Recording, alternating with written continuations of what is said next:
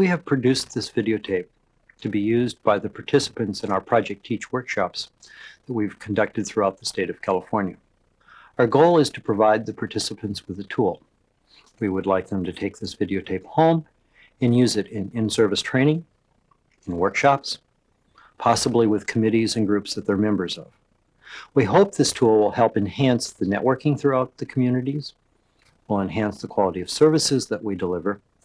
It'll provide an opportunity for each of us to look at what we're providing, the quality of service we individually provide, the quality of service that our agencies provide. Now, with the new federal direction in family preservation and support, each of us are going to be obligated to consider how we can effectively network with others in the community. I think we'll find ourselves, if we don't, we'll be outside of the money stream because lots of the money will come down in support of networking and family preservation and support activities. And this is an opportunity to get ahead of the game. So please think about these issues. We hope this tool can help you. We both provided some information and hopefully a little motivation so that we can go back into our communities. And even though we find ourselves facing reduced funding at times, that we can kind of find the energy to do a quality job for our clients.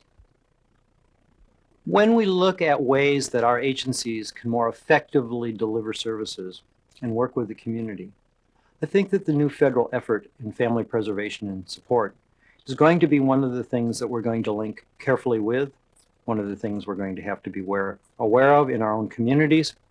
We're also hoping that many of the participants in the Project Teach program will return to their communities and be involved in the county's effort in terms of family preservation and support.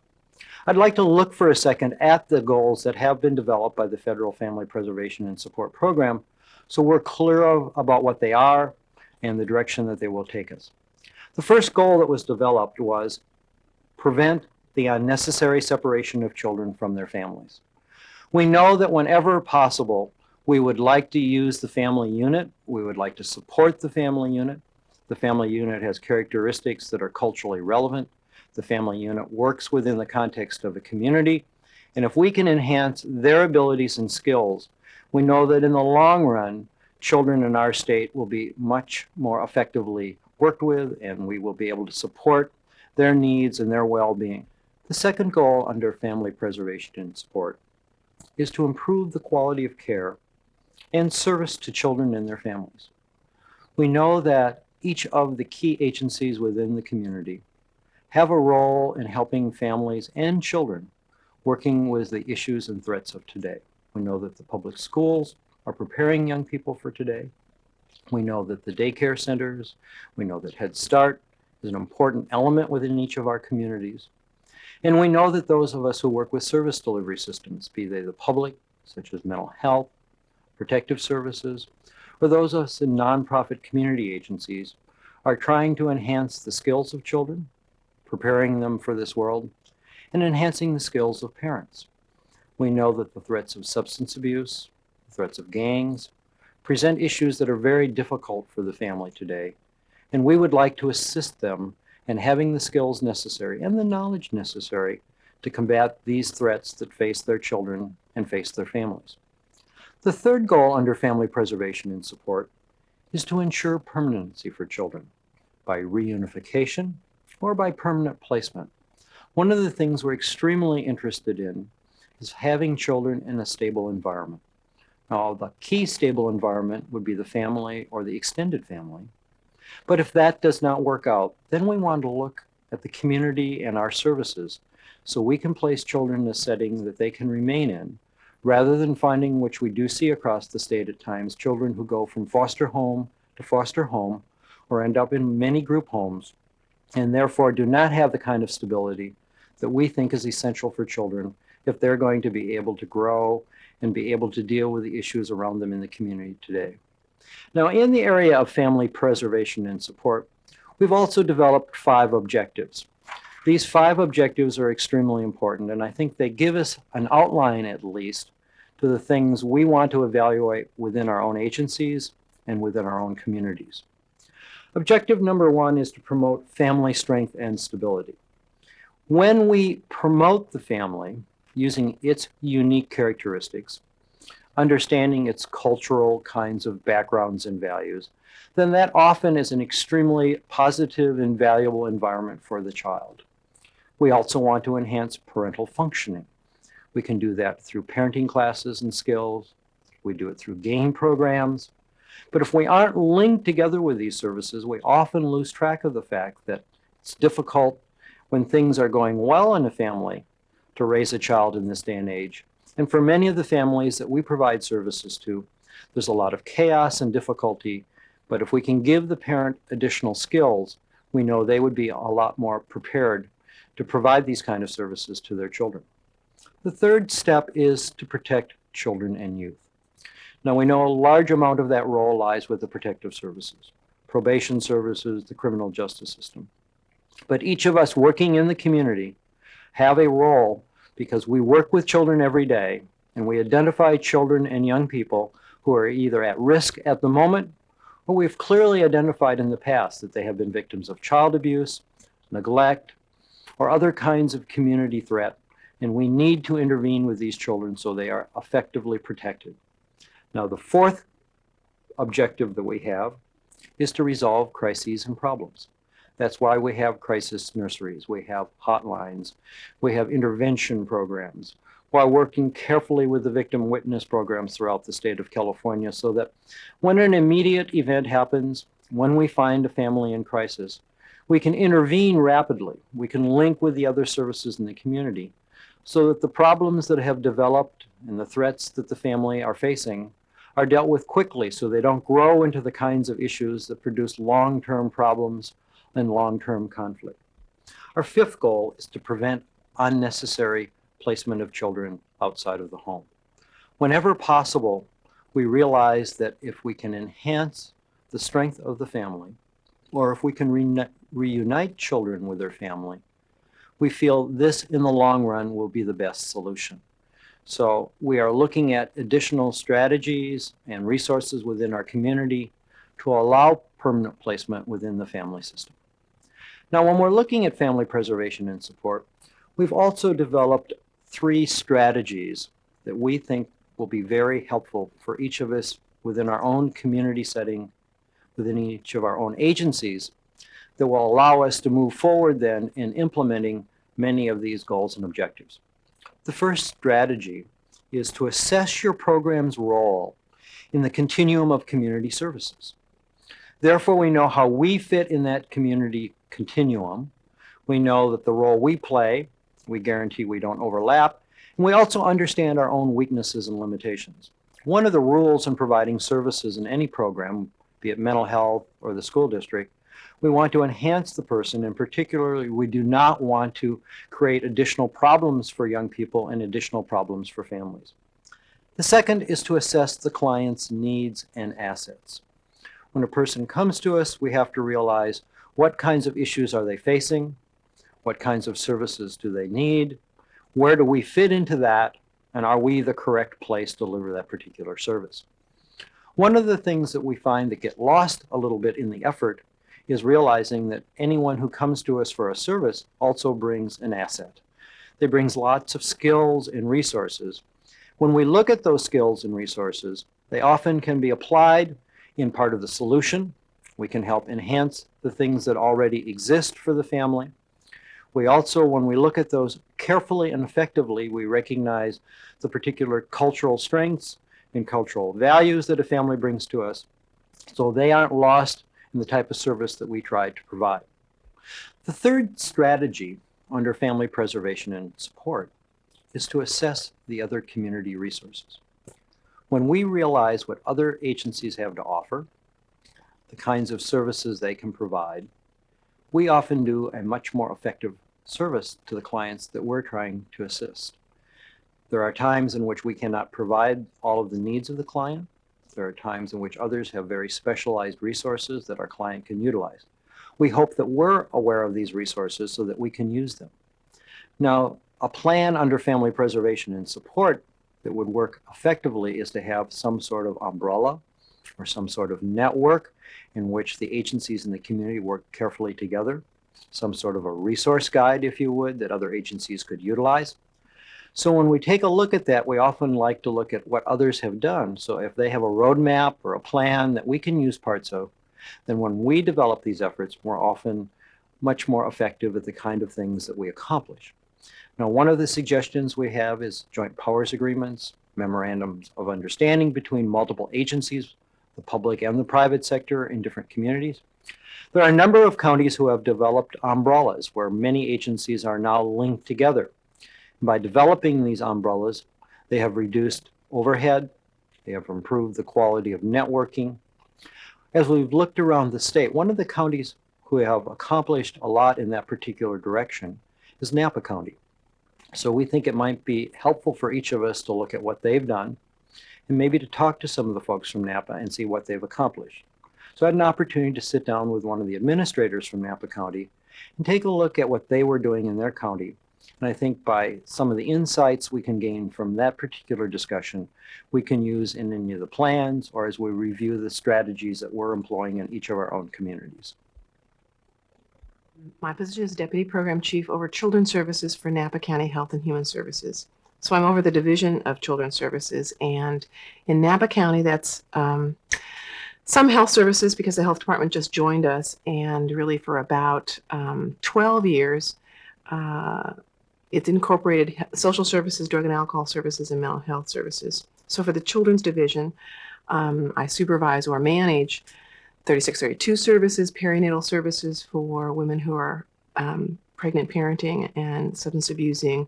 I'm over child welfare services, services for special ed kids who are seriously emotionally disturbed. So it's a broad array of really integrating the state departments on the county level of social services, drug and alcohol, and mental health. And more recently, starting to integrate health services that relate to children and families. In terms of the three agencies that came together about 12 years ago, we have integration at the service level. So we have individual staff members with expertise who sit next to someone with a different kind of expertise, and we share our program development processes and identify problems and figure out how to kind of resolve them quickly. We don't have the turf battles that occur between departments, and of course we're on a very close relationship basis to resolve issues. An example might be with the increase of drug-exposed infants coming through all the counties. In our county, we began to see an increase. The hospitals began identifying these babies and moms. And one of the things in the process of referring to child welfare services is we attach to that initial investigation process a referral to our perinatal services.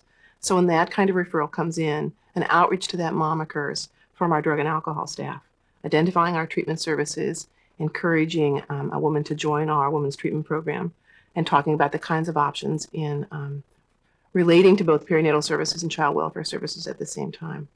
I think we have a long history of meeting with nonprofits regularly in various structured settings, sharing resources. We contract out a great deal of our services, and I think we spread our money better that way. We're a small county, and that makes it easy in terms of first name basis. Clearly, a couple of examples would be weekly we meet with what's called our multi-agency, multidiscipline team that reviews kids at risk, and that includes representatives from special ed and regular ed, several nonprofits that provide day treatment and group home services, 2 professional foster care agencies, and then our agency representing Health and Human Services, talking about particular kids, their needs, if they're escalating in care, how we might work on our jurisdictional issues. Probation is there too, as well as what kind of service would be the best for the family. Another structure we have weekly is our Children at Risk Team Update, which is pretty much guided by child welfare services and public health, focused on young children who are at risk. And then we invite whoever's serving them from the community. Our parental stress agencies invited. Our elementary school educators are invited around a particular family in need. So we set up those structures regularly, as well as contracting out a lot of our services. We currently have 3 elementary school sites related to Healthy Start. We have a St. Helena Elementary School, part of the Early Mental Health Initiative, and we're working with one of our local high schools around developing a health clinic on campus. So we have a current projects going on that are more recent, developed in the last 2 or 3 years. And then we've been providing drug and alcohol services on our school campuses probably for at least 10 years. So we have an impact and prevention program. We do some on-site school counseling, and we do our special ed 3632 mental health counseling on school sites. The Family Preservation Family Support Federal Act is not a large allocation to Napa County, but it does fit in with what we've been doing historically in terms of relationships, collaboration, networking. We already were talking to our community-based organizations, so we're looking to utilize the small amount that we get to further augment the kinds of services we had already identified as important. It's very positive to have the federal government recognize the need for that interagency collaboration. I think it puts a stamp of support and some resources behind it to encourage it. I think we're pretty fortunate in that we already have the network in existence. I think a lot of agencies in California are considering becoming super agencies or integrating services under an umbrella agency. And I think over time there are a lot of advantages. I think the advantages are having staff sitting side by side with different expertise and sharing their perspectives and educating each other, and not having separate turfs. And I think it's easier for families to go to one place versus many places. I think it's important for staff to understand the myriad of issues that a family is being impacted by versus just their particular area. It takes time for that integration to occur. I think it allows agencies to respond more quickly to issues that occur and to mix their allocations, not in terms of from one funding category to the next, but to blend them in a sense so that you can provide a stronger service to a particular population. We've seen that in Napa County a lot for children. I think that's why we got a recent federal grant for system of care to serve emotionally and behaviorally disturbed children, because we have an integrated agency. I also think we have a history of getting a lot of grants based on that. So that's a real advantage for counties to think about, because it's also a way to access further resources in the future. In attempting to provide effective services to the community, one of the things that we can utilize as a tool is an effective client evaluation protocol. We have developed one that we'd like to share with you. And as you go forth and develop your program, or at least assess what you're doing within your program, I think it's important to take a look at this. Now, one of the questions that often come up in developing client protocols is who should do the initial intake and how should we accomplish that? We're at least making a suggestion that you look at taking your most skilled and accomplished staff member to do this, because we're making an evaluation of whether we can provide a service, whether or not this service is going to be available here or someplace in the community. And in the worst case scenario, we may discover that the client brings forth an issue that we do not have resources available for within our community, and someone needs to inform the client that we have no resource available for them, and at this point in time they're going to have to use the resources within their family system, the resources that they have around them, but public resources are just not available to this particular person. Now, in the first step in doing a client profile and developing this profile, we need to look at safety issues. If we do not look at the well-being of the person and their own safety, we are neglecting one of our primary responsibilities. This responsibility is so large that much of it has been placed in law now, and we have certain obligations under the law. The first area to look at clearly is child abuse. Each of us who is a mandated reporter, which includes a high percent of the people who are participating in our Project Teach training workshops, have an obligation under the law when they suspect, and the operative word here is suspect, child abuse. They must report it to Child Protective Services, to law enforcement agencies, or the other authorized individuals to receive such a report. Now, under child abuse, we realize that at times, for those of us who are therapists, we will have to break confidentiality. We hope that each of you have a procedure set up in your agency so that you inform clients of that obligation and that certain types of information cannot be held totally confidential. Most agencies have their staff sign a statement placing it in their personnel policies or in their personnel record someplace that they understand their legal obligations under child abuse and that they agree to perform those functions as necessary. Now, a rule or a law that has been employed in California more recently is that of elder abuse. It's kind of a conflicting kind of description as elder abuse because it really applies to all people who are in some sort of custodial care. We are saying that if a person requires custodial care or assistance, and that the caretaker is abusing the person, neglecting the person, or otherwise functioning in a manner that puts the person at risk, we who work in the community and suspect that type of risk are again obligated to make that report and to break confidentiality. A third area that affects those of us who are therapists in the state has resulted as a result of a piece of clinical work and a large body of case law that developed a number of years ago in California. The case is called Tarasoff. Now, the Tarasoff decision in case law requires each of us to take a look at the potential acts of our client. If we believe that our client is going to put another person at risk, we again have some obligations to either inform the person being placed at risk or others. Now, I find that the Tarasoff decision is a little confusing for those of us who are outside of the legal community. So in helping to clarify that, I had an opportunity to sit down and talk with Mary Struby, who is an attorney, who's also a professor at Cal State at Sacramento, and has worked a lot in training therapists and counselors to understand the implications of the law. So I think Mary can help us at least sort through some of the more complicated legal jargon within Tarasoff and understand what our obligations are. Mary, one of the areas that come up often for the therapist and provide some amount of confusion is times in which we are obligated to break confidentiality. We know, as we've talked about previously, there's some statutes that fit under the child abuse laws, et cetera. But in case law, there's the area of Tarasoff that provides us with some questions. Could you explain a little bit how Tarasoff operates and what kind of obligations it may provide to the therapist? Okay.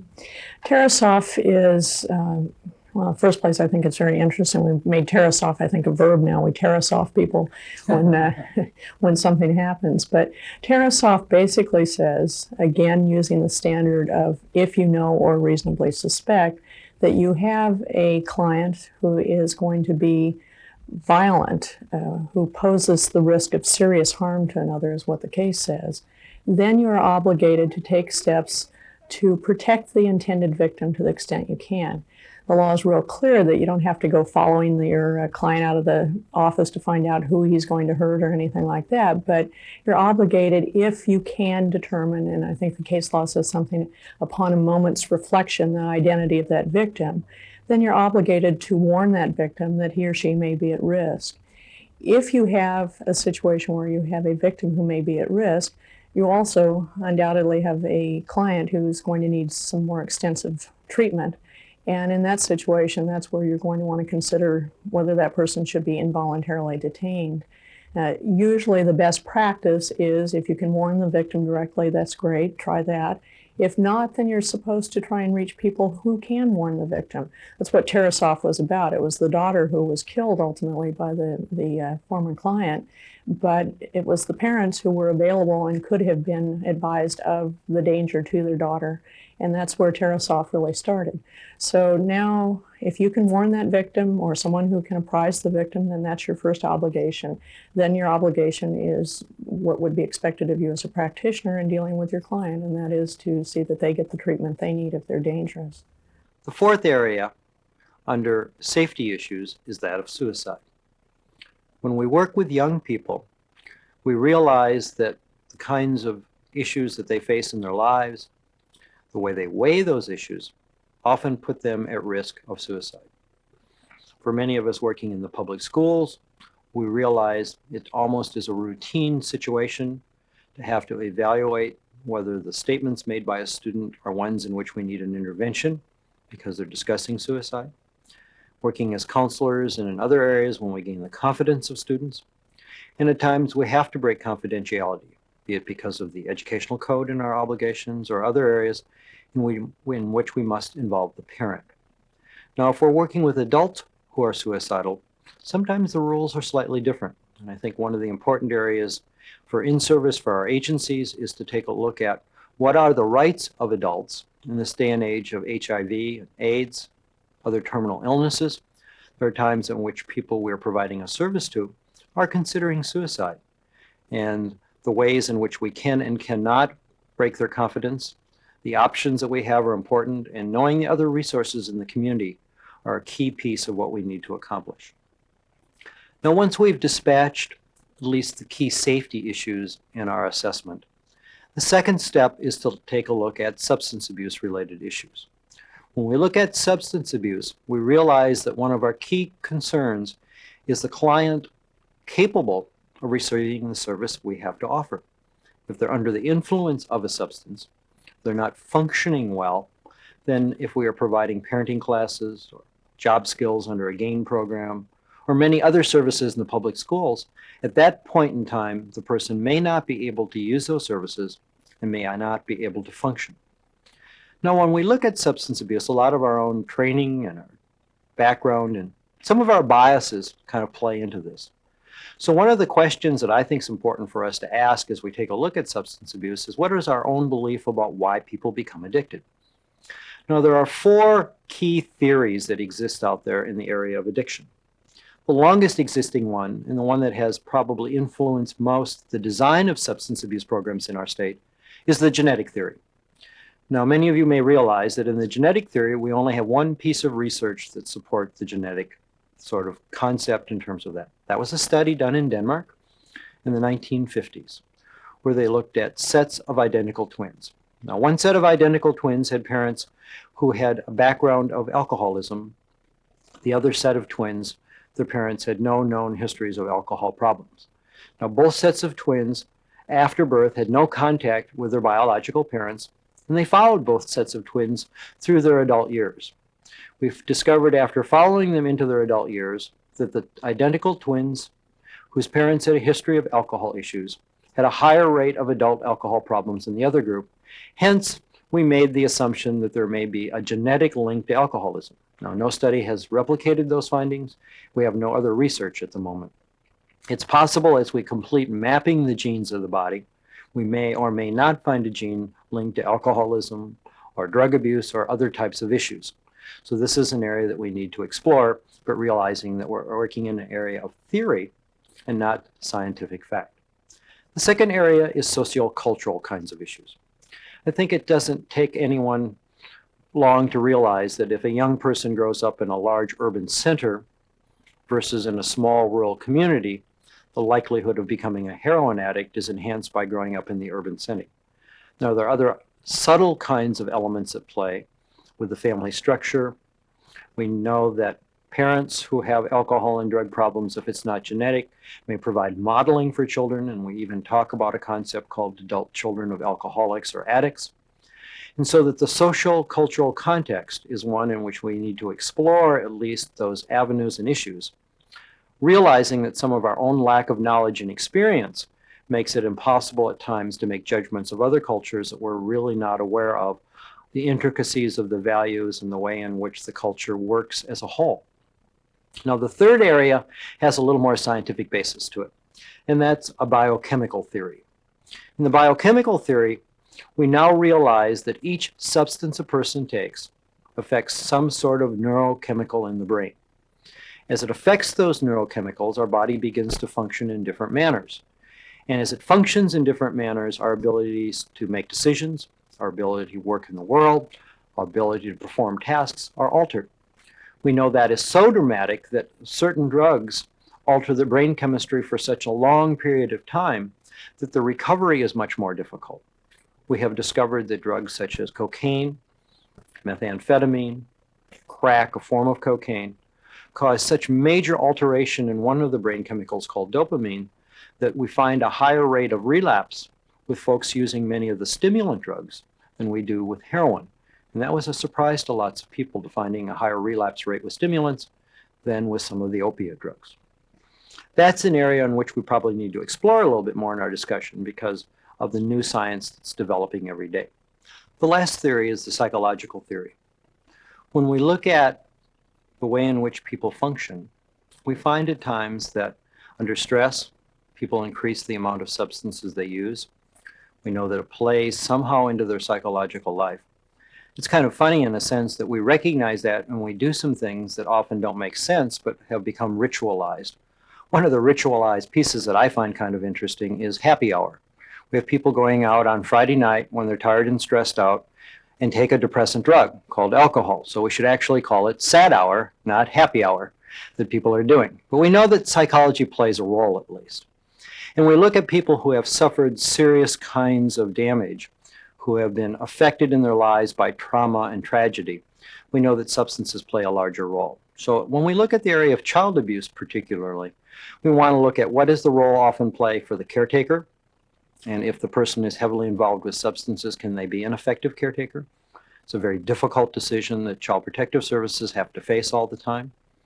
We also know that when we take a look at offenders, individuals who have committed acts of child abuse, do we believe that the alcohol or the drug in their system enhances the likelihood they're going to commit the offense? Or is the use of alcohol or drugs a symptom of other problems and that they're only a part of the whole child abuse syndrome? And the last piece, what can we expect from children that have been heavily involved as victims of child abuse in terms of their teen and adult years and the level of alcohol or drugs that they become involved with? To address that issue, I think it'd be important to take a look at a person who's researched the area, who's worked very heavily in it. Dr. Barbara Bennett has worked with the Haight-Ashbury Clinic, has taught for many years at the University of California, and is one of the leading pediatricians in the country looking at the interplay between substance abuse and child abuse. So I think if we could take a look at some of Barbara's thoughts on these linkages, it would be helpful for us as we're developing our programs and making sure what we do is as effective as possible. I think for us who work in the field, we have at times questions about the linkages, the connections between substance abuse and child abuse. We used to almost have two separate fields, and now we sort of join these in lots of ways. Do you feel like there are specific things that connect the two, that link together certain kinds of sort of life issues or medical conditions that bring these two together in this kind of relationship we see in more and more of our clients? There are connections, certainly, and the statistics would say that many children who are victims of child abuse are indeed, at least someone in their family has a significant substance abuse problem. The connections are probably related to the disease of addiction. Drug becomes number one. So children at the very least are probably neglected if someone is addicted. On the other hand, it also can release inhibitions. So that someone who has some violent underpinnings may release that violence. Many people who are addicted may not have had good parenting themselves, don't know how to parent, and their reaction to some transgression by their child may be to hit that child or beat that child, etc. And there's also some violence, and it certainly is a dysfunctional family where addiction is a problem. So there is a strong connection between the two. And you're right that child abuse probably was not really discovered, quote unquote, until the 70s when really physical abuse with the battered child syndrome was first talked about. And now we understand more about abuse, neglect, failure to thrive, and sexual abuse. And I think we're better at reporting and understanding more of what may be going on and may be going on within the family and the family dynamics that are producing some of these problems. One of the areas we'd like to look at is the physiological action of drugs and alcohol on the brain. We know that as the drug enters the brain, it replaces a neurotransmitter. We have clearly connected different neurotransmitters, sometimes a combination of neurotransmitters with different substances. As we continue to take those substances, such as alcohol or cocaine or heroin, we deplete a neurotransmitter or multiple neurotransmitters in the brain. As we deplete those neurotransmitters, our body functions in a different manner. Now, for those of us who don't have a strong chemistry background or a physiology background, a lot of this seems fairly complicated. I think if you have a chance to sit down and do a little reading and sort of research that a little more carefully, I think it's fairly understandable. Let me give you an example. There are a series of key neurotransmitters that you want to look at. Let's take a look at the second one, which is dopamine. Dopamine is a neurotransmitter that functions in many different aspects of your life. It's kind of interesting to think that you could not receive pleasure from eating a good meal You would not feel the satisfaction from athletic activity, from jogging and running. You would not enjoy sex. You would not find yourself having an enhanced religious or spiritual experience. And you wouldn't find much fun from doing cocaine. But what happens with the body is it doesn't know whether you're doing coke or you're running or you're having sex. It just knows, I feel good. And in that good feeling experience, the body has produced a certain amount of dopamine that then triggers those kinds of sensations.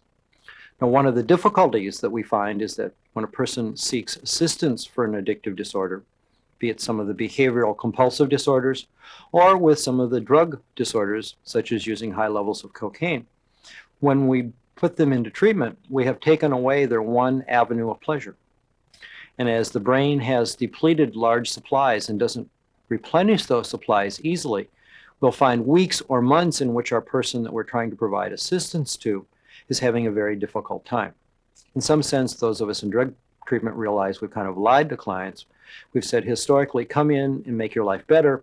The reality is come in and make your life miserable, because for a period of time, you'll have no pleasure and sensation.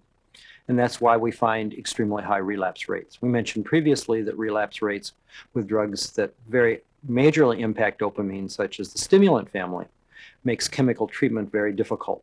And we find large periods of time before the person begins to return to their pre-functioning levels, gain back some of those pleasures and positive experiences in their life. So looking at the whole neurochemical issue may provide lots of insights in how to design programs, to realize people that are having extreme difficulty in putting their lives back together aren't weak or lazy, but in fact, in this particular area, there's a healing process with the brain that must go on. We certainly wouldn't suggest to a client that if they had casts on both legs that they had to participate in our aerobic program.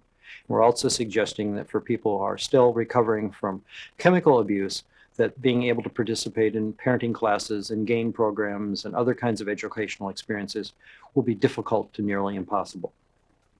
Now, another area that's kind of important for us to think about also is how long does a particular drug stay within the body? How long does it take, if you would, to detox? And there's a lot of mythology out there, and there's some new science. So if we'd look at maybe 3 or 4 drugs and how they function, that would give us an insight into the total range of issues that we have to be facing. A drug that is primarily manufactured for use in the medical profession, barbiturate, the sleeping pill, is one we don't think about a lot, but it's highly, highly abused. We have lots of people going to excess. They go to multiple physicians and locations to get more than one prescription. And it's one of the most dangerous drugs that we have in detoxification. We know that if an individual has been using high quantities of sleeping pills and they try to detox on their own, much as heroin addicts often do in their own homes and in a motel, kind of a cold turkey detox, that there's an extreme high risk of seizure activity, and death is not uncommon with people who try to self-detoxify from barbiturates as opposed to detoxifying in a medical setting. Now, on the other end of the spectrum is the drug LSD. LSD is a drug that was very popular in the 60s. Those of us who've been in California remember the 60s and Haight-Ashbury, but it's back. And we find young people just rediscovering this newfound substance called LSD, and the popularity is growing again. LSD is eliminated from the body very rapidly. When you ask a group, how long does LSD stay in the system? They may tell you weeks or months or years. Now, we take that speculation because we are remembering the flashback phenomena. But the flashback phenomena is not a result of the drug being retained in the system. The flashback from LSD is similar to the flashback that the Vietnam vet has experienced, the flashback, the person who is a survivor of rape or child abuse experience. It's a psychological phenomenon, not a chemical phenomena, and LSD is out of the system very rapidly. Now, if you want to look at a drug that takes longer, look at marijuana.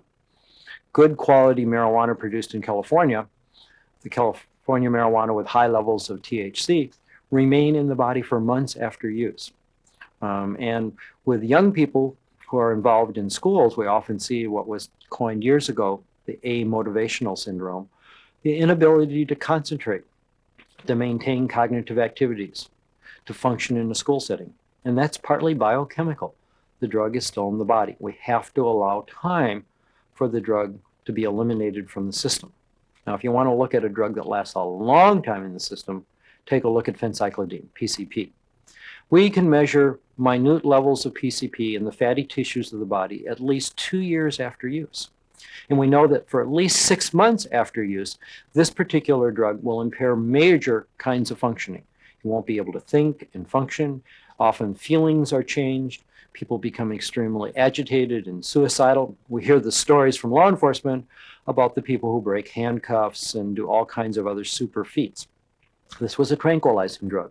So one, the brain isn't functioning well, and two, we have tranquilized the person so they don't feel the pain. So we find that in treatment programs and educational systems, the Youth Authority has learned the hard way that you need to often wait 4 or 5, 6 months after a person has ceased using the drug before they can function. Because if they get in a fight, go on a diet, do other kinds of activities, we know that the drug will be released. And actually they'll function just like they've reused the drug again. So you must be aware of the detoxification kinds of issues. So we've really covered 2 kinds of components. Physiological detoxification. How long does it take the drug to leave the body? And also the neurological kinds of changes. How long does it take the brain chemistry to restabilize? If you're not aware, it doesn't matter if you're in the public schools, if you're working in foster care and you're bringing in a child who's been involved with drugs. If we're working in other kinds of areas, it's extremely important to understand these things so we know when we can move a person into a particular type of service. How do you find that information? Network with the substance abuse agencies in your community. Get some training for your staff. I think it's become apparent that we're going to have to be generalists. We're going to have knowledge in child abuse, in substance abuse, in mental health related kinds of issues if we're going to provide effective services for our clients. Once we've completed evaluating the issues of substance abuse, the next logical step is to look at mental health issues. When we think at the process we're engaged in, we first look at the safety issue to make sure the child and the family are safe, basic needs are met. Then we question whether or not the person can utilize the services that we're offering. Obviously, if they're under the influence of drugs or alcohol, or if the brain chemistry is altered in some major manner, they can't use our services if they're education services, or training programs, or a lot of the things that we try and offer. And also, if they're out of touch with reality, they have a major mental disorder, that's going to handicap their ability to use certain kinds of services. Sort of in the jargon or the technical terms of the mental health field, does a person have a psychosis? When we overlay drug use on mental health issues, then it gets fairly complicated. I think there are at least 3 types of psychosis that we can look at. The first and the clearest is what we call the toxic psychosis. We've actually covered that. It means you're loaded. If you've got a drug left in your system, it's impairing the ability of the brain to function, then the person can't perform services. The tricky piece of that is how long does the psychosis last? How long does the toxic state last? We've already said it could last a few hours with some of the hallucinogenic drugs, and it could last months and months with drugs such as PCP. So we need to detox the person. You need to have either time pass, or in some drugs, we need to put the person in a formal detox facility. The second thing is what we call the precipitated psychosis. We have lots of folks who have marginal abilities to deal with the stress of their lives, whose coping mechanisms are not real strong. In the old days in California, when we had a lot of mental health facilities that had residential programs or the state hospital system, we had lots of folks in those areas. When the state hospitals were closed down, lots of them were given psychotropic medications to take when they left the facility. They took them usually in the first 48 hours after release. And once the drugs wore off, then we saw them in the street programs out in the community among the homeless and other kinds of areas. What happens is when you use a drug and it destabilizes your ability to function, when you suffer some sort of life stress, it pushes you over the edge. It precipitates you into a psychotic state. So now when we interview you, you have a major mental health issue that if we had looked back a few months into your life, things may have been fairly functional for you. And with some service, we can often return you to a functional state. The third type of psychosis to look at is the pre-existing psychosis. There we have an individual who has a serious mental health issue, often out of touch with reality, who uses street drugs to self-medicate. We find that when this person combines certain combinations of street drugs, they actually improve. when we talk to people in drug programs and we detox a person, after they've stopped using the drugs, they get worse. And that's a good sign that we have a pre-existing psychosis condition. The problem is the conflict and lack of coordination between the mental health facility and the drug treatment program, and who should provide the service to the client, who's most equipped. Because when we see the drug agency working with a person and they're detoxed and we find the mental health issue, they want to send them to mental health. When mental health discovers this person has a long history of substance abuse, they often find that the client's inappropriate there for their particular facility. We actually have a new term that's crept into the field that hopefully will help us. We call it the dual diagnosis. A person carries two sets of issues simultaneously. They have an addictive disorder, they're prone to use high quantities of drugs or alcohol, and they have a mental health issue. And we have to work with them simultaneously, be it we coordinate services between the two agencies, or we have an individual on our own staff who has expertise in both sides of the picture and can work effectively with us. So when we complete an assessment, I think at least the key issues, the safety issues, then we take a look at the substance abuse issues and the key mental health issues. Now, if we can work with the person, if they are appropriate for our service or our agency, then we can take the next step, and be that education and information, housing and care, or we may be providing mental health type counseling, not for acute psychiatric issues, but for daily living kinds of issues, and particularly when we get into the child abuse area, this becomes a key concern for lots of us. Now, when I prioritize assistance for people in the counseling area, I think there is an order that can be followed. And the order is first behavior, second skills, and third, if we have the time, the money, or really the need is overwhelming, psychodynamic kinds of issues. Now, in the behavior area, we're not only obligated to provide a service to the client, but we have an obligation to the community. And at times, we must design a treatment program that has structure for our client to protect the community at large. A good example of that are programs that provide services for sex offenders. We develop contracts with them. We actually spell out for them behaviors that are not acceptable, things that they cannot do that put them or the community at high risk. An example, child molesters are not allowed to go to fast food restaurants. In a fast food restaurant, we know that, for instance, at McDonald's, they're not after the Big Macs, but they're stalking the Little Macs. And when they understand that and the community understands that, then the rules make a lot of sense. And we put that in a program procedure and a program requirement. Now, another area that's certainly caused controversy throughout the state is what do we do with a woman who is pregnant and who is using drugs or alcohol or relapses into the use? Do we take legal action against her? Is this a legal question of child abuse? Is there a Tarasoff question here? And from a medical condition, are there good treatment programs? What's the true risk to the child, and where do we have to intervene?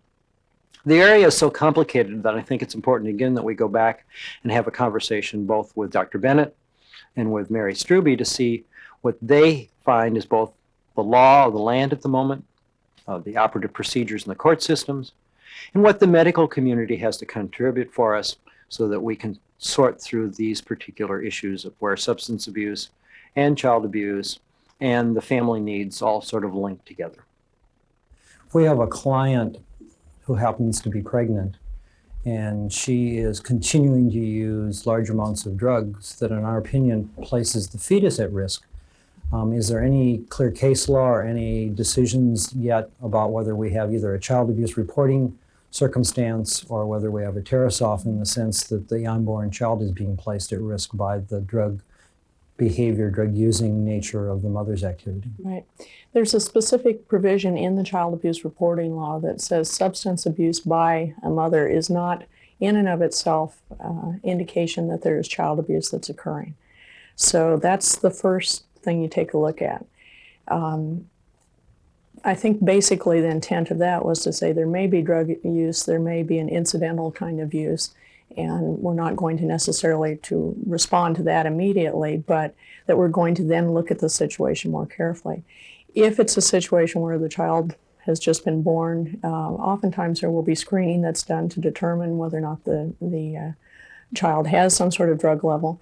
And then the hospital, the facility where the birth occurs, is obligated to have a protocol where they now take steps and evaluate what's going on, usually having a medical practitioner or a social worker involved in that assessment, then going through and taking a look at what is the danger to the child, what is the real situation, before deciding just pro forma that if the child shows a positive tox screen, that they are going to be at risk and taken away from the mother.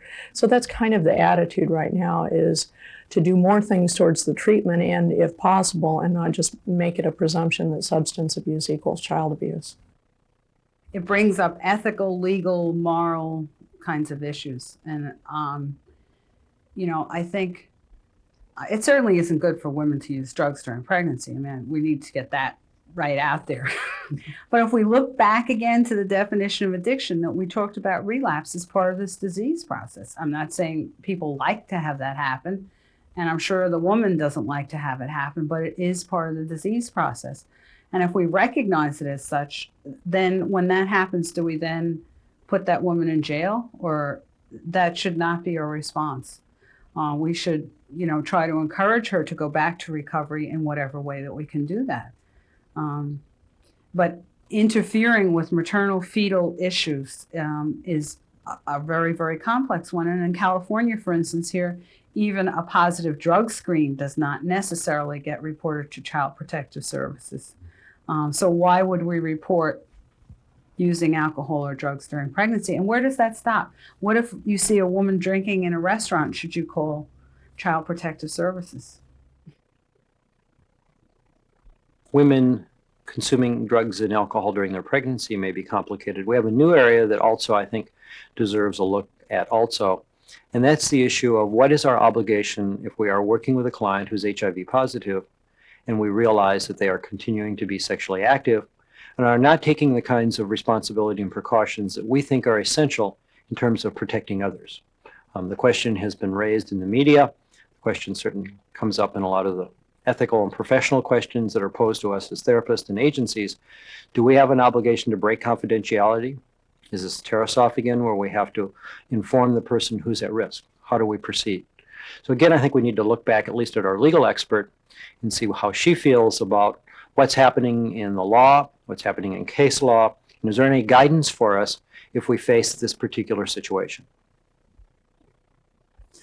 Sort of the question of the 90s, which, as I look at it, doesn't have a very clear answer to it around Tarasoff again, but the issue of HIV, lots of us are seeing additional clients who are HIV positive, most who are very responsible in their behavior and their concerns for other people's well-being. But periodically we may get a client who has psychiatric dysfunction, who is heavily involved with drugs, et cetera, who in our knowledge is continuing to have unprotected sex with individuals who are not aware of their HIV status. Do we have a Tarasoff situation here where we have an obligation to warn? Has there been any case law to give us any guidelines on how we should proceed in those circumstances? No, I wish I had a good answer for that. I'm afraid I don't. Tarasoff applies, I think. In terms of legal principle, you have the possibility of an individual doing serious harm, perhaps fatal harm, to another individual. And your obligation in those situations is to breach confidentiality and warn the victim. That's Tarasoff. But in reality, I think most practitioners, and kind of the standard that has been adopted generally, has been that we prefer not to reveal those kinds of things and believe that this is not truly a Tarasoff situation.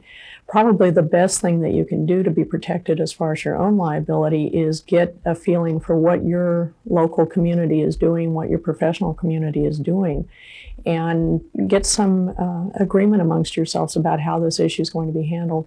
It's really split. The literature is split. And I'm afraid we're a number of years yet from having a case, because cases like this take a while to get up to a point where we have case law like we did with Tarasoff. And in the meantime, a lot of people are just going to have to use good clinical judgment. My suggestion is that in a situation like this, that as always, that you keep good notes about what it is you're doing and have good professional rationale for your choice. Good. That's really helpful to us, I think, because we feel like we're breaking ground all the time in areas, and again, we always don't know where to turn for guidance, or at least how to set a course for ourselves. Once we sort of sort through a lot of the behavioral questions about, is the person placing themselves at risk? others in the community at risk? Are they stabilized enough behaviorally so that they can work with our program? Then, once we've completed that, we find that we have clients who can't maintain effective behaviors, who can't work in job settings, who don't seem to have the ability to function within their family effectively.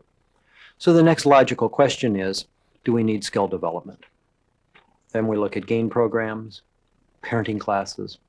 We've got to reach into the community to those people who are effective at teaching. Often it's in the public schools, adult education, but the folks that we are providing a service to now have to gain skills. One of the key questions that seems to be in front of the public through the media is, should we allow people to stay on welfare? How long should they receive services or assistance? Many of us who provide services under some of the public funding sources will be able to continue that service to our clients. I think the key is, which we don't disagree with, if we can maintain a strong family, people can go back to work and have gainful employment, if they can integrate into the community and be productive, that's certainly a strong goal. But if you don't have the skill, you can't do it. And so one of our jobs is to help acquire those skills for folks, match people up with the programs who can do that. Then once we've looked at behavior and skills, we still find some clients who still don't function well. And I think that's one we reserve, in a sense, the expensive programs, those that provide intensive therapy and counseling, dealing, if you would, with the psychodynamic kinds of issues. And I want to look at just 3 kind of psychodynamic issues, and they fall under the general category of post-traumatic stress disorder. We assume in the therapy field that if you suffer a major trauma, there is some sort of damage. The question is, how do you live after that damage? What are the consequences of going through that particular traumatic experience? If you're strong, if you've got good personal and inner resources, at times you make it. If you've got a strong family system, you have a better chance. Healing happens in lots of ways. But we find people who don't have that luxury, who don't have the skills and the knowledge, don't have a supportive family or community environment, and then the damage is major. We see the consequences of that. Let's look at child abuse for just a moment. We find that young women who have suffered through child abuse experiences have an extremely high rate, for instance, of the eating disorders. Half of the women in 2 study groups who were diagnosed with anorexia or bulimia were clearly victims of child abuse under the age of 5. We've seen similar results in studies of women with multiple personality disorders. We found that half of them have been sexual abuse victims under the age of 5, many under the age of 3. When we look at young men who are victimized physically and sexually as small children, much of their anger is turned outward, and they begin to do things that often are recognized as being problems, but we don't often understand what underlies their behavior. We know that children who are fire setters, children who are animal mutilators have a lot of anger, a lot of hate, and they carry that out in very destructive ways. And with animal mutilation, we're not talking about just boys playing, doing things like shooting the local cat in the backyard with their BB gun. We've got young children, 6, 7, and 8, microwaving animals and nailing them to doors and doing some very, very dramatic things that clearly say to us, this is a troubled child. But if we don't get involved with some fairly intensive therapy, the likelihood of that child going on to doing harm to others, to other children, becoming a sex offender, being involved in other violent adult behaviors is very, very high. Another area is family violence, the general physical abuse, the violence within a family system, the way in which families batter each other in lots of different types of ways. When that gets internalized, if you internalize that as your fault as a child, the rates of drug abuse, the rates of suicide are extremely high. We have young women running away from home.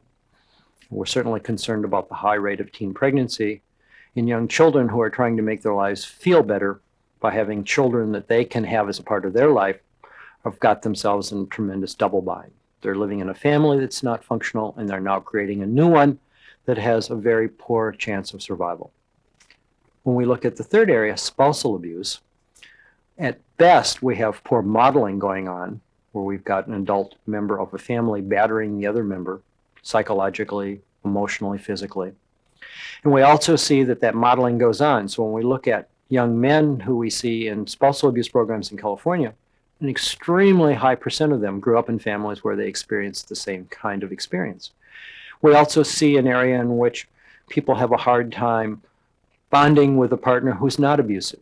And one of the things we provide in counseling and therapy are the skills for women and other people, including men, to bond with partners who are not abusive to them in finding a way to live productive lives that work extremely well for them. When we're providing treatment services to folks around issues that are very dramatic, there are some handicaps we face. And I think one of the last things I think we should look at and consider as we sort of evaluate our own skills, evaluate what our agency is providing, evaluate our need for other resources in the community and to link those are the cultural issues. I kind of like a term that's sort of grown in the field. It's called cultural competency, our knowledge.